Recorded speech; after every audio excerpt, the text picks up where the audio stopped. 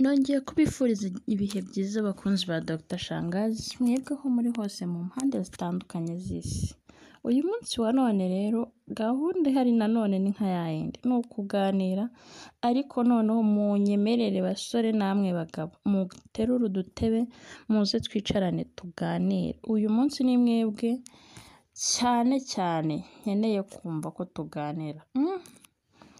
Tugiye kuganira ku kintu gikomeye uyu munsi, ndanababwira titire hakiri kare, ndanababwira uko bikorwa vuba vuba kuko ndabizi ko benshi muri mwebwe izi tekinike ntazo muzi. Tekinike cyangwa se imyitozo byagufasha kwirinda kurangiza vuba udakoresheje imiti. Imiti yaraje, abagabo benshi basigaye birara mu gukoresha imiti, bakumva ko nyine ari bukoresha imiti kugira ngo yemeze uwo bagiye gukora imibonano mpuzabitsina. Ariko njye nabazaniye imiti gakondo kandi itajya kugurwa, itashakishwa kuvuga ngo barajya mu bishanga no mu binani, ya yindi twifitemo twebwe ubwacu. Tekinike tugiye kuganira rero ntabwo ari tekinike nkeya, ni tekinike twese duhura nazo mu buzima bwa buri munsi. Tekinike zose kurangiza vuba ni bumwe mu burwayi bwibasira benshi mu bagabo. Abagabo benshi mumaze kubimenya, ukumva ufite santima zo kubikora ariko bikakujabuka, bikanga neza, cyangwa se ugasanga ukoze aka mbere, aka kabiri kuza karanze burundu. Ubusanzwe umugabo arangiza hagati y'iminota 3 n'5. Iyo biba mbere kiba ari ikibazo kuko uwo mugabo adashobora kunyura uwo bakorana imibonano mpuzabitsina. Ni ukuri umuntu muri kumwe ari we wese ntago yakumva unyuzwe hagati y'umunota 1 n'amasegonda. Oya, muze tuganire mbabwire uko bikorwa. Muri iki kiganiro turagaruka kuri zimwe muri tekinike wakoresha ugakemura ikibazo cyo kurangiza vuba bitabaye ngombwa ko ukoresha imiti. Iya mbere tekinike rero tugiye kuganiraho yitwa gute? Start and stop. Tangira unarangize di. Sinzi niba aka kantu kumva, ariko weho tusanzwe tubana ahangaha urabizi neza ko amakuru aba yizewe, ababikurikije gatekereza ingo zanyu buzinezerewe, urukundo rwanyu rwishimye. Mu mwanya rero ukore kuri subscribe, nawe utarayikora ukore kukazogera, ku buryo buri uko Dr Shangazi arekuye ikiganiro uzajya ubona suggest ya message yayo. Start and stop rero ni uburyo bworoshye kandi buremereye umugabo. Ni ukuri kw'Imana, umugabo wakoresheje kwiyakira kumva ko ari butangire akaza no kurangiza, biba bimenyerewe nyine ku mugabo. Nta mugabo utarangiza. Cyangwa se umugore ahagarika imibonano mpuzabitsina igihe yumva agiye gusohora ariko atarasohora. Amasegonda hagati ya 30 na 60, iyo yumvise gusohora bitakibaye, barongera bagasubukura imibonano mpuzabitsina, ukomeza usubiramo inshuro 4 kugera kuri 5. Iyo wumva ubushagarira butangiye kuzamuka ugatuza. Muri uko gutuza ushobora no kuba uvanyemo imboro mu gitsina cy'umugore, ugategereza ukumva ko bwa bushake bwo kurangiza bushira. Mu gihe utegereje ko bwa bushagarira bushira, ushobora kuba uhugiye mu bindi bintu bitandukanye ariko ukirinda ko uwo muri kumwe yava muri modo. Iyo bishize ukomereza kandi byongera iminota yamaraga uri kurongora. Ntabwo bivuze ngo niba uyikuyemo uhita wumva ko nyine uri bube uryamye ku ruhande rwe. Oya, mugume iruhande, ukomeze ukoreshaho agatoki, ukomeze umusomagura, muganiriza, mubwira ati turangize se cyangwa dukomeze. Nawe nyine yumva ko ugifitemo santima zo kumukenera. Tekinike ya kabiri rero ni sequence technique. Iyi sequence technique igira iti rero ni ugukanda igitsina cy'umugabo aho umutwe w'igitsina utereye. Ibi bikorwa iyo umugabo yumva agiye gusohora kandi bigakorwa amasegonda 30. Abagore mwe murumve neza ko abagabo banyu mu gihe muri gukora imibonano mpuzabitsina nabo baba babakeneye.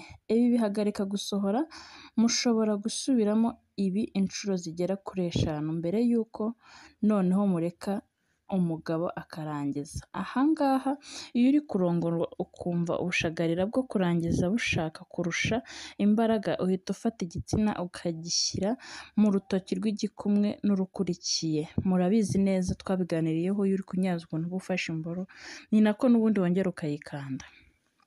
ugasa n'ukanda ku karugongo utsindagiraho nyine, gatandukanya umutwe w'imboro n'igice cyo hasi bitewe n'uko igice cyo hejuru ari cyo kibaho uburyaryate bwinshi mu gihe cy'imibonano. Iyo uhafashe ugasa n'uhakanze iminota ishobora gutuma ubwonko butuza, bikanorohereza ikimenyetso ku bwonko gituma bwabushagarira ubasha guhangana nabwo. Iyi myitozo uyikoresha kenshi kugeza umenyereye. Urumva ntabwo abantu bose baba bamenyereye kumva ko iyo agiye kurangiza ari bukande ku mutwe w'imboro ye, cyangwa se ngo bamenye ukuntu bayifata bakayitsindagira kuri rugongo y'umugore, ariko hano kuri Dr Shangazi niho usobanukirwa ukamenya ukuntu bigenda di.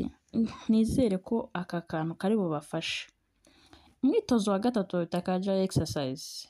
Ibi ni ugutoza imikaya ikikije igitsina. Imikaya ni nk'imitsi igiye izengurutse ku gitsina cyawe.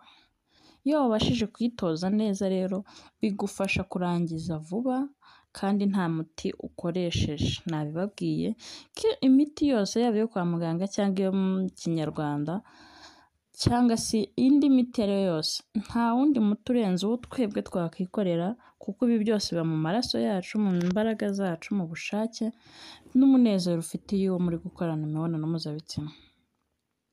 Mu gihe uri kurongora iyo ushyize imbaraga mu bice byegereye igitsina cyawe bituma urangiza vuba cyane, ariko iyo ubasha kurekura ibyo bice imikaya ituma umuntu arangiza vuba. Ushobora gutinda kurangiza. Reka mbaho urugero rw'iyo mikaya.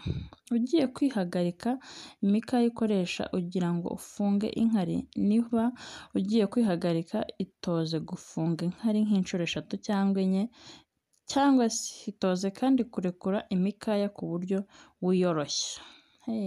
Ibintu birakomeye pe. Abasore b'iyi minsi ntabwo ntekereza ko ibi bintu muzabishobora. Muba mufite ifemba mwumva ari piku, ariko please gerageza witonde, wiyoroshye, uganirize uwo muri kubikorana. Niwumva binakunaniye nawe muterera agatebe tuganire, abashe kubyumva, mujye mufatanya n'uburyo kurangiza gufashe nawe yagufasha gukandakanda gake gake iyi mikaya. Umwitozo wa 4. Gerageza kubaho wumva ko igikorwa urimo ari cyo urimo n'uwo muri kumwe aba ari byo utekerezaho. Rangaza ubwonko bwawe. Kurangaza ubwonko se ni iki? Nta kindi kintu bisaba. Ni mu gihe uri gukora imibonano mpuzabitsina, gerageza gutekereza ku bindi bintu bitari iyo mibonano. Urugero nk'indirimbo, ibyo kurya, umupira. Ibi bintu hari abavuga ko bishobora gufatwa nko kudashyira umutima ku gikorwa rimwe na rimwe, bikaba byatuma imboro inaguka urabihagaritse.